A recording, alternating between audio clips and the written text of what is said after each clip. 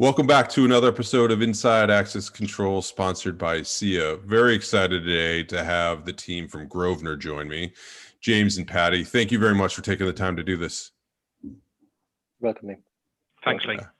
Absolutely. So, Rob, again, you as well. Thanks for joining. We're going to kick this one off, and it's an interesting conversation. This actually somewhat shows the power of LinkedIn as well. So this is where James and I engaged in a conversation of one of my sort of, thoughts that I expressed externally on LinkedIn.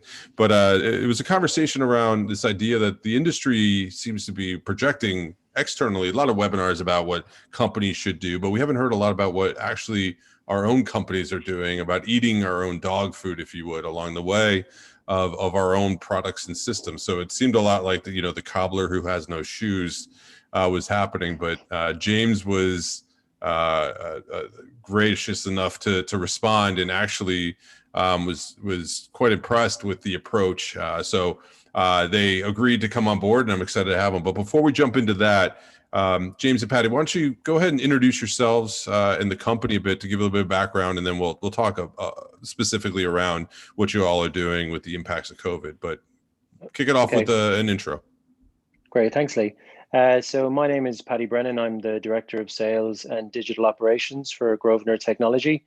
We're a UK business predominantly. We've been running since our access division since 1990. So we've been in the access space an awful long time. We operate from a couple of locations in the UK, and as Lee said up front, we were presented with exactly the same challenges as most businesses were, which was how do we get our teams of people back, and how do we get them back safely? And it's really exciting to be able to talk about that today. I'll let James introduce himself. Yeah, thanks, Paddy. Hi, Lee. My name's James, and I'm the product manager for Grosvenor Technology on the access control side. And I come from an engineering background, so I used to be on the factory floor, as it were, installing access control and CCTV systems all day long. And I've been fortunate enough to now work my way up to be a product manager for a manufacturer. Wonderful. And it's fair to say in our design of this project, James has gone back on the tools to help us actually deliver some of the functionality that we're introducing to our sites. It's been a nice break. James has quite the collection behind him to work on daily. Yeah, I enjoy good. Not actually a prop. Yeah, he does. You should see what's in front of him. Yeah, lots of stuff. Yeah, I can imagine. So why don't we jump into that? So I've been a fan of the company, your leadership, and that. So excited to have you all on. It's been a long time coming to do so. So let's talk a little bit about it. So COVID happens. Maybe why don't you give a high level approach or discussion around how you approached it, and then let's get into the nuts and bolts of exactly what you all are doing. Because COVID happens, lockdown goes into effect. You all need to have business continuity. So take me through sort of what were the steps of what happened next. Sure. Okay. So I always have the date of the 12th of March in my head. When the WHO officially called it a pandemic, and obviously we'd all been tracking the news, and it suddenly became it was starting to become a very real thing. Prior to the UK government introducing mandatory lockdown, we actually got our teams working from home just on a trial basis, just to assess, did everyone have the equipment that they needed, and it was absolutely about business continuity at the time. Could we make this thing work from the dining table, because that's effectively what we needed to do very quickly. Some of us are remote anyway, so we have to set up at home, but we needed to get our support teams, our admin teams, our finance teams all working from home. The only team that we couldn't get working from home, of course, was our warehouse staff, and they are who we would view as our essential workers. So if we can't protect that team, we can't run our business. So that was the initial kind of snapshot thought. And then lockdown happened. So we were kind of, thankfully we were in a good position to continue operating. The next thing that entered our heads was, how do we support our customers, and specifically the NHS. So obviously the National Health Service here, like any health service, was going to be swamped, was going to be under pressure, and we wanted to remove any red tape with regards to any system changes that they wanted to implement at their sites. So we set up a separate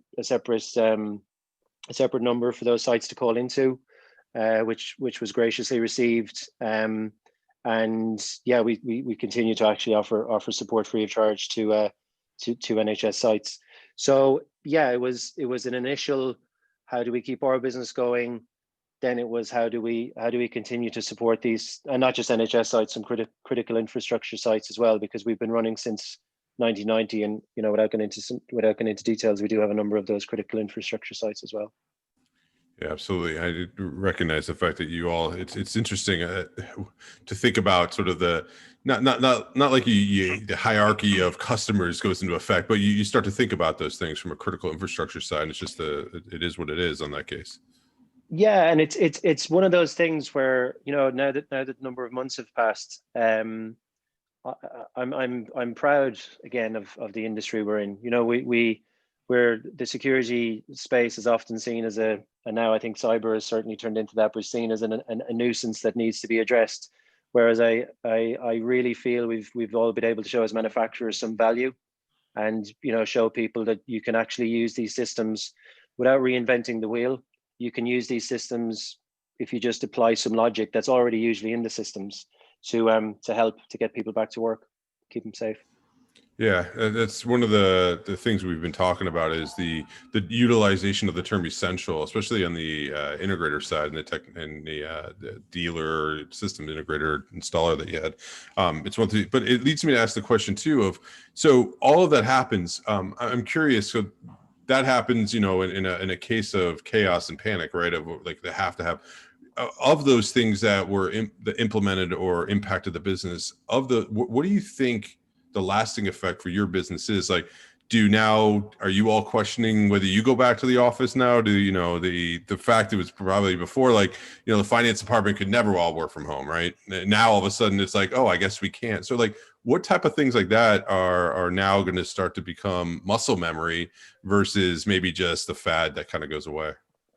Well, one of the other things we quickly had to do was a shift in how we deliver training, for example. And actually, James, I'll let you speak to that, because you led that initiative. Yeah, so obviously lockdown happens, and we had to very quickly pivot our offering of training so that it was functioning in the online space naturally of everybody at home. We couldn't travel around and have people travel to us. We were very fortunate actually with our training that we had. We were very conscious of the environmental impact anyway, and we didn't want to have to fly to our customers that are globally. And so we had training that was available to be taken online. And utilizing, Microsoft Teams, we were able to deliver quite a considerable amount of training, which was great in a way because everybody was locked at home. So we had longer to talk. So we were actually able to really get the voice of our customer and really listen and value that feedback. So we were very fortunate. Yeah, it was one of those things, Lee, that as we offered those online courses to the engineer base and a very vast engineer base, what was needed out of the product started to emerge. So what end users were all of a sudden asking for, which mightn't be the norm. Usually it's how do I run a report and how do I add a card here and there. But this was something different. This was, how do I remotely access the product? How do I remotely manage my sites? So I think what will remain, certainly has become apparent in the last 3-4 months.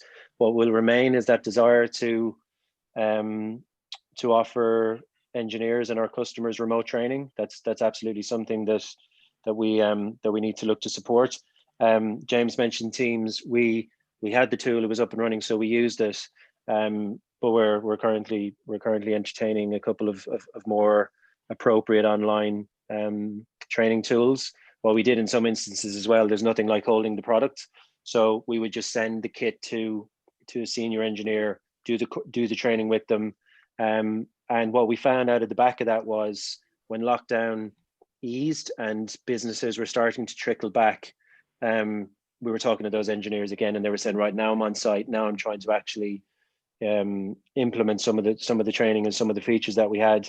What I'll say about the products themselves, and we make a very good access control product, but a lot of people make a very good access control product. And the way we approached it was, please speak to us. You probably have a system in place already. You're probably not going to rip that out and put in our one, but the logic is very much the same. So the logic around integrating with other CCTV systems or fire panels or whatever, it's already there. It's just, I think access control systems, they're one of those systems that I would say 15-20% of the functionality is actually utilized, whereas this has caused people, or end users certainly, to think more about what else the system can offer, and that's probably the lasting experience for us. Yeah, and so with that, the things that the system could offer, were there some eye-opening features that you had taken as second nature that all of a sudden the customers started to use? I'll let you, James. Yes, there were a few. So we had inherent functionality within the product that we already had. Integrations being one of them. So obviously, as part of the COVID pandemic, as part of a back to work plan, you want to try and create points where people don't have to keep touching. So for instance, with an intruder keypad, people would have to keep touching it and all the rest of it. So with our software integrations, we're actually able to, based on area occupancy, set and unset intruder alarms, operate relays to turn on and off lights. We're able to integrate to thermal units. So really it was about how we use our integrations. That was probably one of the biggest things. Great. And from that, did you find that you were taking care of customers that needed to advance their utilization of the platform? And did you find shortly after that, in the summer and certainly entering into autumn here, that you're getting increased demand from customers saying, we now need your product, we now need this service, we now need these features that we previously didn't know we needed? Or is that not the case? Probably the best way to answer that is to focus it around one particular feature. And the hot topic that emerged straight away in April and May time was the concept of thermal, and do we support the integration to thermal cameras and the likes. And obviously that technology wasn't anything new. It was very popular in Asia, and I believe it had been born out of the SARS epidemic some years back. But yes, people wanted to go, okay, I can spend a couple of $1,000 on my thermal camera, but what does that give me? And what we were able to do is say, look, it's a reader. If you just look at it as a reader, and it can create cause and effect. So someone shows up, they've got a temperature, it can integrate with the access control system to allow their card to work.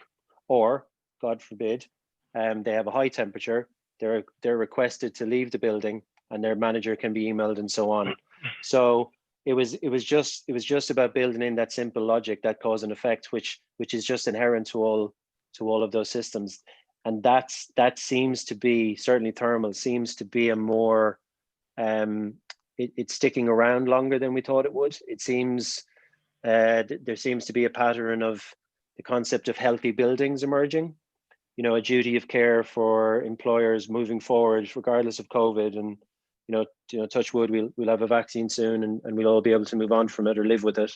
But that concept of having a healthy working environment, it feels like it's sticking around, and it's something end users are talking about more and more. Hey, Paddy, so with that, when the integration of that thermal camera is present, is the system then disabling that individual's credential instantaneously based off of an integration of, hey, this individual has a temperature, their credential doesn't work, and their workflow of the manager is now notified that this individual is not permitted in the facility? Is that how it's working? Exactly that. Or you can do it as inhibiting a reader as well. So you can do that, or you can do it on the flip side and say, that the inner reception door, for example, the reader stays inhibited. So if someone decides not to use that unit and then either have their credential approved or denied, they can't go and use that reader and bypass that unit. So you can do it either way. I do like the idea of your approach of the, I think sometimes we overcomplicate things, and this idea that it is a reader. It just happens to be, we're used to sort of like the black ones on the wall that go beep and turn green, they go in, and red, they don't. For where now these user interfaces that are a bit more digital and just take on different forms, we get like brain locked because I think we're too close to the fire, if you would. So that's I like how you've sort of boiled that down to the common just sort of practice of what it is. So speaking of that, so what created this conversation initially start was your approach in your own building. So can you talk a little bit about how you were approaching it? Because you had to think about now, healthy buildings, the people, Yeah. you do thermal cameras, whatever it might be. So talk to me about what in practice you actually did. I know it's different in the US, but we had a false start or a false restart, sorry, about 3 weeks ago. So we were all due, as in the country was due to get back to work towards the middle of September. And as that date was approaching, we were seeing a real spike in our sales pipeline. We were seeing a lot of access control project requests coming in. We're all very excited. And of course, then they changed their minds and they said, no, forget it. If you've been able to work from home for 6 months, please continue to do so. So obviously then that kicked an awful lot of projects into March. But we had actually started during the summer as well, Lee. We've got a big team and they've all worked in various companies around the industry. And we just reached out to the manufacturers in the UK who wanted to help. And we said, look, we've got this big office down on the south coast of the UK. Let's make it a case study. Let's make it a great example. And we got great support from Optex, who've given us an awful lot of equipment from an occupancy sensing perspective, which we've been able to integrate, even down to simple things like better PSUs that can help with building management and switch off lights and all that kind of stuff. So we looked at the site as greenfield and said, okay, back to the essential worker thing. We've got two teams of people. We've got the office staff and we've got the warehouse staff. We need to keep them. As separate as possible. So that's how we started to design the system. So they both have separate entrances. They both have separate exits. There's facility to manage deliveries when they come in, which means that no one has to actually interact with the delivery driver and so on. And we just started to just design the workflow. So you can enter through here. You don't have to touch anything. Door opens automatically. You sit at your desk. The Perspex screen is up, etc. We made the decision to close the canteen area, for example, and just put up little pockets for each little department of, simple things like a kettle and a fridge and so on, so that people can work more comfortably. Human nature, of course. Everyone was so excited at the prospect of being back in an office, and that's where Optex started to really help. So they said, look, we can give you sensors that will just say, look, there's 10 people in an area. Can we maybe disperse, raise a siren, turn on a light, something subtle like that. And yeah, it wasn't reinventing the wheel, as I said. It was about collaboration. We weren't trying to invent something new. We were just trying to, what can we really quickly pick up and integrate to make it work. And one of the other little features we had, we were lucky enough to have an Active Directory integration in the product already. So we're a Microsoft house, and Microsoft Teams actually has in it a shifts time and attendance functionality feature. It's free of charge if you're a Microsoft 365 customer. And instead of us having to, we set an occupancy level of, let's say, 15. So we only want 15 people in the building, including the warehouse staff on any given day. Let's empower our managers to monitor that. So it's their call whether they let someone in or not. If it's someone coming in to, like, we're developing hardware all the time. So if it's team coming in that needs to get their hands on a product and, you know, actually ideate and socially distance and be careful, but they still need to be in a room together. Let's try accommodate that, but let's do it safely. So you can do that through Teams. So instead of having to train everyone up on the access control front end, we just had to show them how to do it in Microsoft Teams, which pushes the access rights to our access control products, and off you go. Which is pretty awesome. Also, of a trend that we've been talking about is this idea of access control as a feature embedded into the tools that are already being used within the systems that you have. So this idea that you don't have to manage multiple places and have people go in and do it. I mean, it's encouraging to hear, and it's great to hear that now I have to believe, like James, when you go out and do your trainings, you could speak to these things, right? Where before it was what they could do. Now it's sort of like, here's how we did it. So I find, you know, if try to find some silver linings in the mayhem that we've had, these are the things that I think does make our industry sharper and just more practical to the day-to-day basis of how people manage their business. We get out of the basement, frankly, and really of just being the people that are focused on keeping bad people out. Like what you just described there is business continuity, workflow management, you know, and also kudos to you all. You figured out how to also push the decision-making process down to the people that are doing it as well, which is just more of a culture thing on your end from a company. But that's all I wanted to highlight, that because that's also encouraging. Thanks, Lee. And that was a very, very, very conscious decision, because certainly with my operations hat on, I am remote. It's easy for me to say yes, no, and it's not necessarily going to drive the right motive actions from our team. So putting it in the hands of the managers of the divisions was important. And of course, look, we've got a product that can be managed remotely. The access product itself can be managed remotely, but it was. I think you made the point a second ago. People only have so much bandwidth at the moment, and if they're comfortable in Microsoft Teams, super. That's where we'll deliver you the functionality. I love it. Futures now. This is the stuff that the sort of the next phase, I think, of where our industry goes. So I really appreciate it. I'm going to share some of the photos we'll put in that you shared with me, also what it looks like in practice of it going in there. But so coming up on time, so I appreciate you spending the time to give some insights into your business as well as how you're approaching it. If people want to find out more information, where's the best place to go? Just visit our website, please. It's grosvenortechnology.com. We'll put that in or there. Reach out. I'd happily, and you said it up frontly, I found LinkedIn an incredibly powerful tool all of a sudden. So please try find James or I on LinkedIn, and we're always happy to chat. Yeah, well, I also want to note that might be the nicest day I've ever seen in London behind you in the window. This is a green screen, and I've set all this up. It was raining an hour ago. It's just it worked out nicely for me. It's beautiful. Yeah, it looks really, really nice. So, well, good. Well, James and Paddy, thank you very much for taking the time. I appreciate it. I look forward to watching and hearing more about how things go, and good luck with everything. So thank you very much. Thanks, Lee. We'll Thanks, guys. update you through LinkedIn. Thank you. Thank you. Guys. Bye.